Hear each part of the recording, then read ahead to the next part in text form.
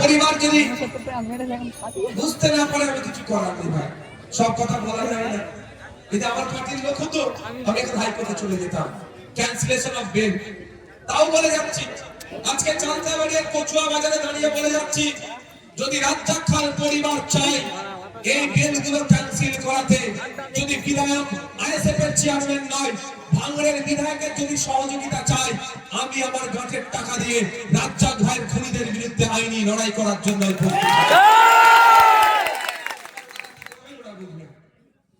একটা স্কুটি আর 10,000 টাকার মাইনের চাকরিতে চাকরি শেষ হয়ে যাবে না, ওনার স্বামী ওনার ছেলের পিতাকে যারা খুন করেছে তাদেরকে জেলে ভাত খাওয়াবে, ওটা ওনাদের উপরে নির্ভর করছে। আমি জোর করতে পারবো না।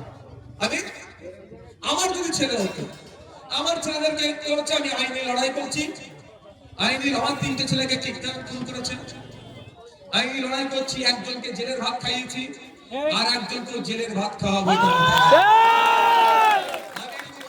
কেউ তাকে বাঁচাতে পারবে না জেলের ভাত খাওয়ানো থেকে। ও যতই এখন তো ডবল ফুলে চলছে, ডবল ফুলে, মানে বুঝতে পারছেন তো, এদিকে পদ্ম ফুল আর এদিকে জোড়া ফুল, দুটো মিলে বিজে ফুল, মানে ডবল ফুলে খেলছে। দিনের বেলা তৃণমূলের নেতাদের সাথে ফেস টাইমে কথা বলছে, রাত্রে বেলা বিজেপি নেতাদের সাথে ফেস টাইমে কথা বলছে। সব সন্দেহ হচ্ছে। হ্যাঁ একদম, দিনের বেলা জোড়া ফুল, রাত্রে বেলা সিঙ্গেল ফুল, কেউ করে ওকে আটকাতে পারবে না। আমি আমার ছেলেদেরকে যারা ফোন করেছে তাদের আইনি লড়াই করছি এবং জেলের ভাত খাইয়েছি, আর একটাকে বাকি আছে খাওয়াবো।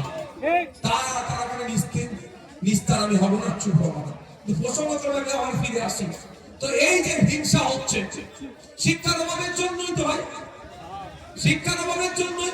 যদি আমার কাছে শিক্ষা থাকে আমি হিংসায় জড়াবো না, কারণ হিংসায় জড়ালে আমার ভবিষ্যৎ খারাপ হবে। আর ওরা যদি গোড়া থেকে শিক্ষাটাকে মেনে দিচ্ছে। আপনারা যদি চান আগামী দিনে এমন শিক্ষামন্ত্রী আসুক যে শিক্ষামন্ত্রী স্কুলের শিক্ষকের নিয়োগের ব্যবস্থা করবে, যে শিক্ষামন্ত্রী স্কুলে স্কুলের শিক্ষা পরিকাঠামো ফিরিয়ে নিয়ে আসবে, ইভেন স্কুলে বাচ্চারা টয়লেটে যায় সেটাও পরিষ্কার রাখার ব্যবস্থা করবে।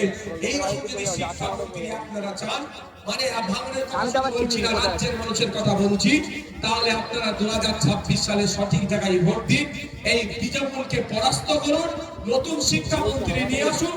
তার কাজটা হবে এই ভগ্নদশা অবস্থায় শিক্ষা ব্যবস্থাটাকে নতুন করে গড়ে তুলবে। আপনাদের জানিয়ে রাখি, পশ্চিম বাংলায় 2012 থেকে 2024 প্রায় 25,000 স্কুল বন্ধ হয়ে গিয়েছে, প্রাইমারি স্কুল।